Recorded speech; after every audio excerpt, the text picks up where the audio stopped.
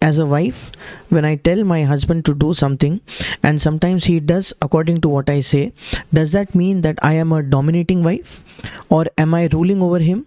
What is the true meaning of submission? पत्नी होने के नाते जब मैं अपने पति से कुछ करने को कहती हूँ और कभी कभी वो वैसे ही करते हैं, तो क्या उसका ये मतलब है कि मैं उन पर हुक्म चला रही हूँ या मैं उन पर राज कर रही हूँ? अधीनता का सही मतलब क्या है? The Bible says that need, as husbands, we need to live in an understanding way with our wives. और बाइबल कहता है कि पति होने के नाते हम अपने पत्नी के साथ समझदारी से जीवन जिए, And we are called to live in harmony. और हमारी बुलाहट है कि हम एकता में जीवन जिए। So if I listen to my wife, that doesn't mean that my wife is ruling over me. और इसलिए अगर मैं अपने पत्नी की बात मानता हूं तो इसका यह मतलब नहीं कि मेरी पत्नी मुझ पर हक जमा रही है, अधिकार जमा रही है। There are so many things in the family that we have to take decision together as husband and wife. परिवार में कई चीजें होती है जहां एक पति पत्नी होने के नाते हमें एक साथ मिलकर कोई निर्णय लेना होता है। Like I think it was Charles Spurgeon who said, "There is no human being on earth who is completely well balanced." और जैसे चार्ल्स स्पर्जन ने एक बार ये कहा था कि इस पृथ्वी पर ऐसा कोई मनुष्य है ही नहीं जो अपने आप में सिद्ध तौर पर संतुलित हो। Every one of us is imbalanced in one way or the other. हम में से हर एक किसी ना किसी तरीके से असंतुलित है, And we need one another to balance us. और हमें एक दूसरे की आवश्यकता है ताकि हम संतुलन बनाए रखें।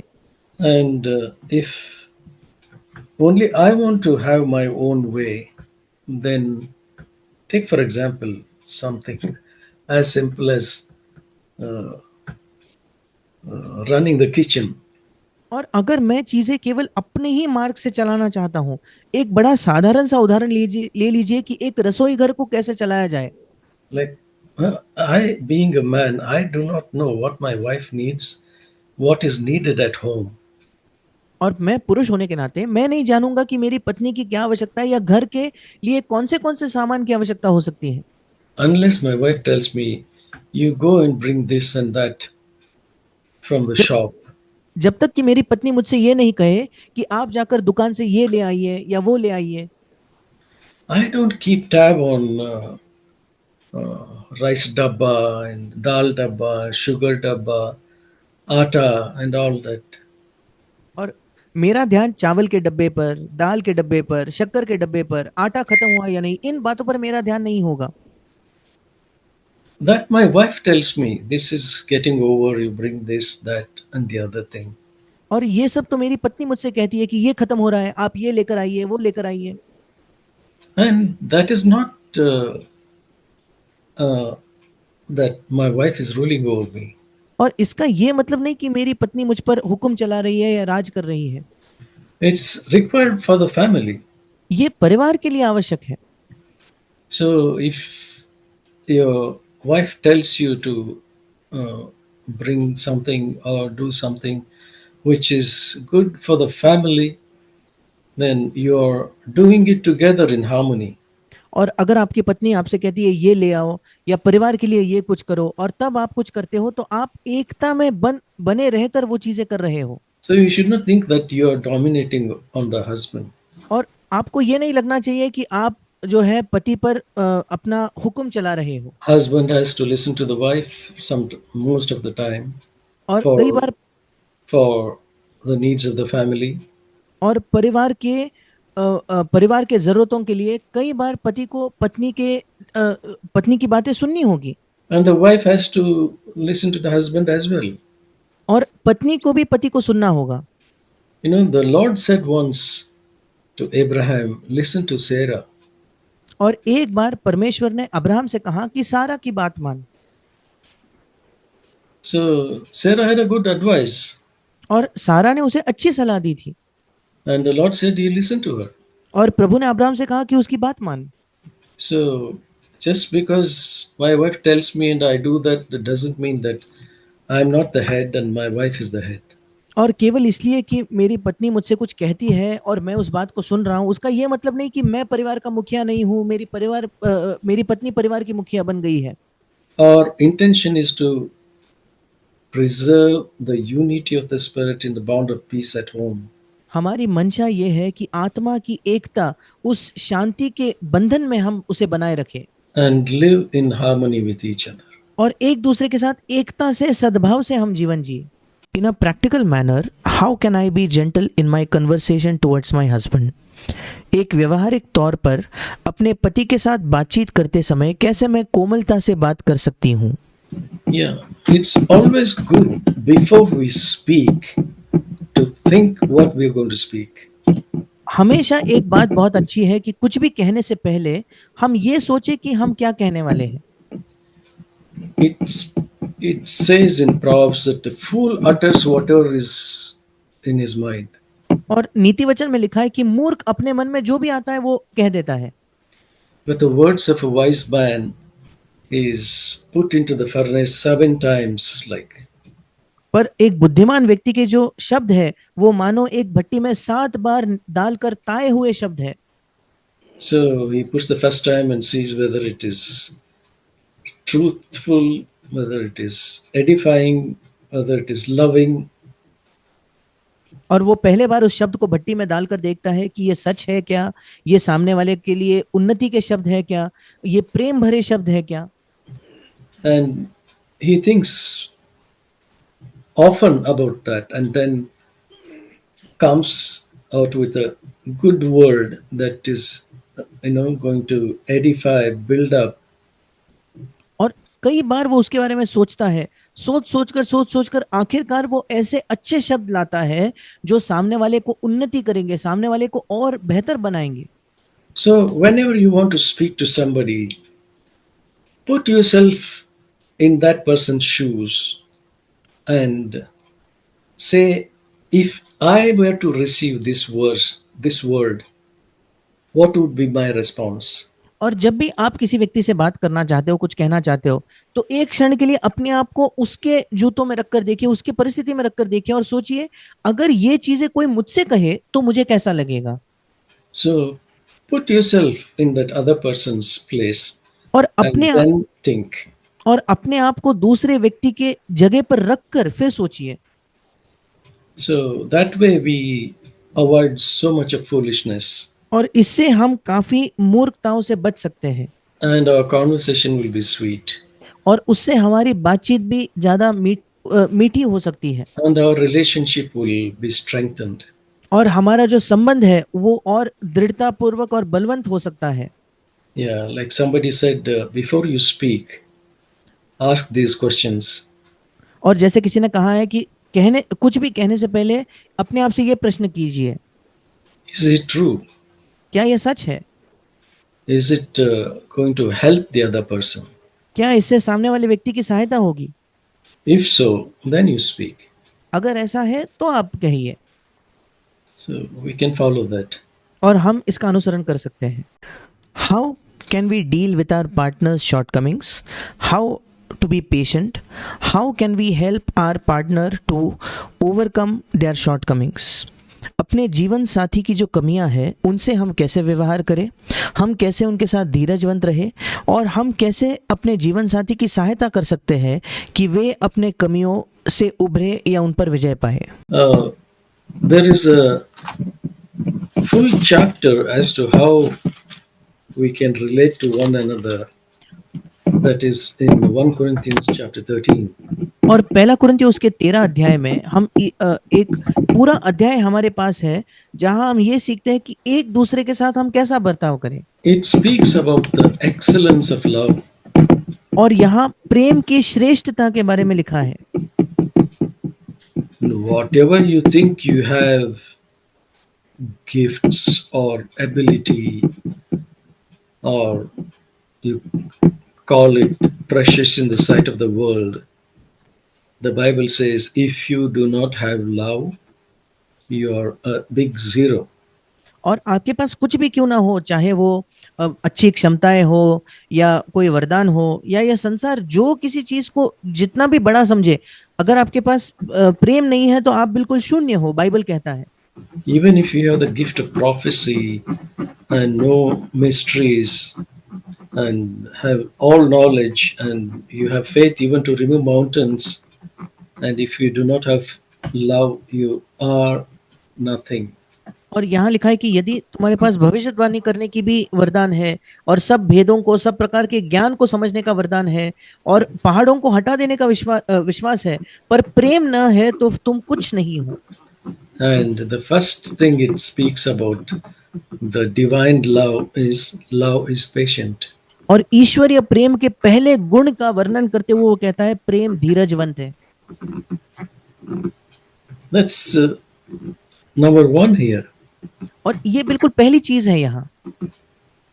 That comes only when, like it says in Romans 5:5, God has poured out his love into our hearts. और ये तब आता है जैसे रोमियो 5:5 में लिखा है कि परमेश्वर अपने प्रेम को हमारे हृदयों में उंडेलता है।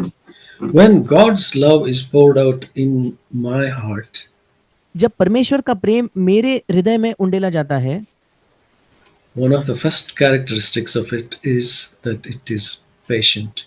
और उसका पहला गुण ये होगा कि प्रेम धीरजवंत है। And then it says it's kind. और फिर लिखा है कि प्रेम कृपालु है। It is not jealous. और फिर लिखा है कि वो डाह नहीं करता, जलन नहीं It करता, doesn't brag or is arrogant. और अपनी बड़ाई नहीं करता, वो फूलता नहीं। So you can read it later on. और आप बाद में इसे पढ़ सकते हो। There are so many things there, and it ends saying that love never fails. और वहाँ कई चीजें लिखी है और आखिरी में लिखा है कि प्रेम कभी टलता नहीं। And last verse it says, now abideth faith, hope, love, these three, but the greatest of these is love.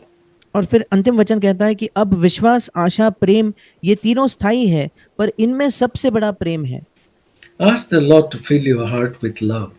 और प्रभु से मांगे कि वो आपका हृदय प्रेम से भर दे। That divine love which will not expect anything in return. और वो ईश्वरीय प्रेम जो सामने वाले से कुछ और अपेक्षा नहीं रखता कि बदले में मुझे ये मिले। It does not act unbecomingly. और वो अनरीति से नहीं चलता। It doesn't seek its own. और वो अपनी भलाई नहीं चाहता। And it does not even keep account of wrong suffered. और उसके खिलाफ जो कुछ गलत हुआ है उसका लेखा नहीं रखता। It doesn't get provoked so easily. और बड़े आसानी से वो झुंझलाता नहीं या उकसाया नहीं जाता। So wherever that word love is, you put your name there. और जहां कहीं बाइबल में 1 कुरिन्थियों 13 में प्रेम शब्द आता है, वहां आप अपना नाम रखिए। You read it that way. आप उस अध्याय को वैसा पढ़िए। Like this, I am patient. और आप पढ़िए, मैं धीरजवंत हूँ, I am kind. मैं कृपालु हूँ, I am jealous. मैं डाह नहीं करता।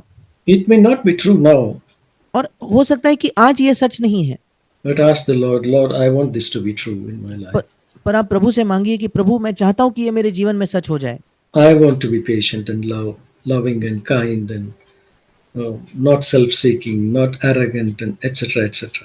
मैं चाहता हूँ कि मैं धीरजवंत बनूं, कृपालु बनूं, मैं डाह न करूं, मैं अपनी बढ़ाई न करूं, अपनी चीजें न खोजूं और अलग अलग चीजें। And the Bible says love covers a multitude of sins. और बाइबल कहता है कि प्रेम अनेक पापों को ढांप देता है। Love is the answer to this. और इसका उत्तर प्रेम है, Love of God. परमेश्वर का प्रेम। How can I overcome getting offended when I am corrected? जब कोई मुझे सुधारता है तो बुरा मान जाने पर मैं कैसे विजय प्राप्त कर सकती हूँ? We need to recognize this, that we are still living in the flesh. हमें इस बात को पहचानने की आवश्यकता है कि हम अब भी अपने शरीर में जी रहे हैं। As long as we live in this flesh, we will be tempted. जब तक कि हम इस शरीर में जीवित है, हम जरूर प्रलोभन हमें होते रहेगा। So being tempted is not sin. और प्रलोभित होना वो पाप नहीं है। Yielding to it is. और उसके प्रति अगर हम राजी होकर पाप कर देते हैं तो वो पाप है। So none of us can say that I have come to that life where I am no longer being tempted or offended, और things like that. और हम में से कोई ये दावा नहीं कर सकता कि मैं ऐसे जीवन तक आ गया हूं कि मैं कभी परखा नहीं जाता, मैं कभी बुरा नहीं मानता, या ऐसा दावा हम नहीं कर सकते। Till our dying day, we will have this fight going on between the flesh and the spirit. हमारे मरने तक हमारे शरीर में और आत्मा में ये लड़ाई होती ही रहेगी। And the one that you feed the most becomes victorious. और आपके जीवन में जिसको आप ज्यादा खिलाते हो, चाहे वो शरीर हो या आपका आत्मा हो, वही विजयी होगा। So, as we saw in that verse, James includes himself that we all stumble in this matter of the tongue.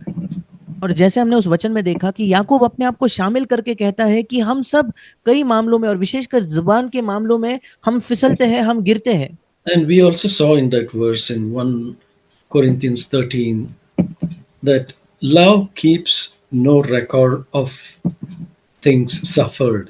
और उसी के साथ साथ हमने पहला कुरिन्थियों 13 अध्याय में ये भी देखा कि प्रेम जो है, जो भी चीजें उसने सही है उसका वो लेखा नहीं रखती। So let's ask the Lord और to आइए हम प्रभु से मांगे fill us with His Spirit कि वो हमें अपने आत्मा से भर दे, that we love others more than what we receive from them. कि हम औरों को जितना हमने उनसे प्राप्त किया है उससे ज्यादा हम प्रेम करें। Jesus said, love your enemies. यीशु ने कहा अपने शत्रुओं से प्रेम रखो। So if I get offended, that is one of the marks that myself is still on the throne. और अगर हम बुरा मान जाते हैं तो ये एक चिन्ह है कि मेरा स्वयं अब भी सिंहासन पर है And I am still alive, I am not dead. और मैं अब भी जीवित हूं, मैं मरा नहीं। The more I hand myself over to death, the more I am being freed from these things. जितना ज्यादा मैं अपने आप को मृत्यु के प्रति सौंपता हूँ, उतना ही अधिक मैं इन चीजों से स्वतंत्र होते जाता हूँ। So don't condemn yourself. और इसलिए अपने आप पर दोष ना लगाए। Every time you get offended, जब भी आप बुरा मान जाते हो, ask the Lord to forgive you and give you grace. आप प्रभु से मांगे कि वो आपको क्षमा करे और आपको अनुग्रह दे, that you will not be offended in the future. कि It भविष्य will में become less and less, कि आप भविष्य में बुरा ना माने और ये कम और कम होते जाए, and your life will become better and better. और आपका जीवन बेहतर और बेहतर होते जाए। And finally, 1 John 3:2 and 3, John says, when he appears, we shall be like him. और आखिर में जैसा पहला यूहन्ना 3:2 और 3 वचन कहते हैं, जब वो प्रकट होगा तब हम उसके समान होंगे। So until then we keep cleansing ourselves. और जब तक वो दिन नहीं आता हम अपने आप को साफ करते रहते हैं By the grace of God which he gives to us. उस अनुग्रह से, जो परमेश्वर के अनुग्रह से जो वो हमें देता है। I have tried controlling my tongue often, but I have always failed to do so, and I have tried to live an overcoming life, but every time I have failed there as well. Will I ever come to an overcoming life? And will God be angry on me as I keep on failing in these areas? मैंने अपने ज़बान पर काबू रखने की बहुत कोशिश की है और कई बार मैं इसमें असफल रही हूँ, और एक जयवंत जीवन जीने की भी मैंने कोशिश की है, पर मैं हमेशा उसमें भी असफल हो जाती हूँ। क्या मैं कभी इस जयवंत जीवन तक पहुँच पाऊँगी? क्या परमेश्वर मुझसे क्रोधित होगा या गुस्सा होगा क्योंकि मैं इन क्षेत्रों में गिरते ही रहती हूँ? The very fact that you are telling that you are falling in this, I mean, slipping in this or stumbling in these areas, and you are weak, that itself shows that you are on the right track.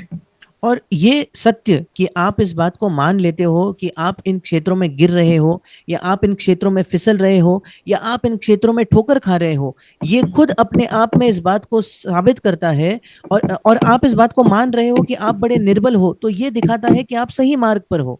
The Lord loves honest people like you. और प्रभु आपकी तरह ईमानदार लोगों से बहुत प्रेम करता है। And the Bible says, I am close to the brokenhearted. और बाइबल बताती है कि टूटे हृदय होने वालों के मैं बड़ा नजदीक हूँ। And remember, we all are going through this kind of thing. और कृपया इस बात को याद रखिए कि हम सब इन बातों से गुजर रहे हैं। Don't think it is something strange that is happening only to you.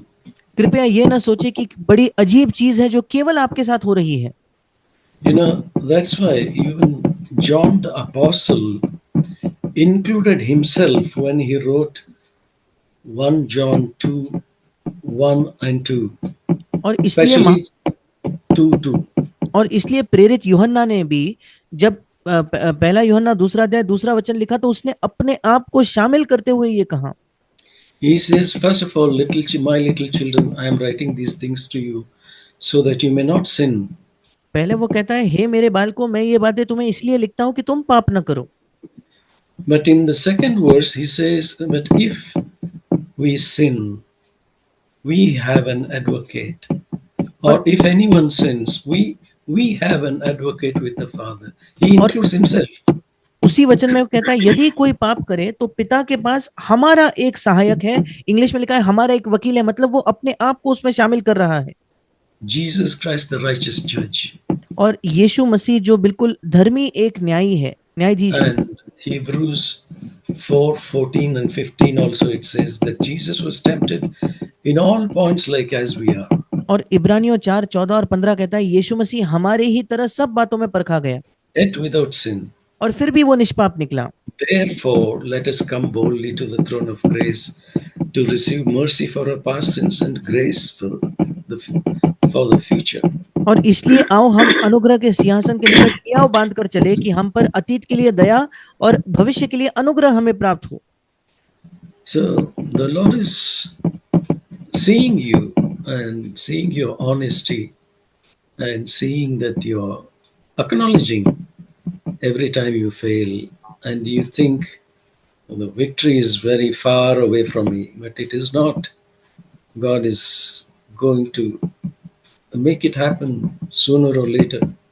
और प्रभु देखता है कि आप ईमानदार हो, आप इस बात को मान लेते हो कि आप फिर एक बार गिर गए या आप उस विजय से बहुत दूर हो जो आपको लगता है, पर ऐसा नहीं है। प्रभु आपको कभी ना कभी वो विजय जरूर देगा। The Lord will help you just like the Lord has been helping us and has helped us in the past. और प्रभु आपकी सहायता करेगा जैसे प्रभु हमारी सहायता करते आया है और आगे भी वो करेगा। Yeah, have faith, don't lose heart. और आप विश्वास रखें, अपनी हिम्मत ना हारे। Faithful is he who called you, he will do it. और जिसने आपको बुलाया वो विश्वास योग्य है और वो इसे जरूर पूरा करेगा। The work that God has started in you, he will complete it. जो काम प्रभु ने आप में शुरू किया है वो उसे जरूर पूरा करेगा। Confess your hope अपने आशा का अंगीकार कीजिए in the face of defeat. और हार को देखते हुए भी Say, I am not going to be like this anymore. The Lord is going to help me. और आप कहिए कि मैं अब इसके आगे ऐसे नहीं रहूंगी, प्रभु मेरी सहायता करेगा। The Lord will surely help you. प्रभु जरूर आपकी सहायता करेगा।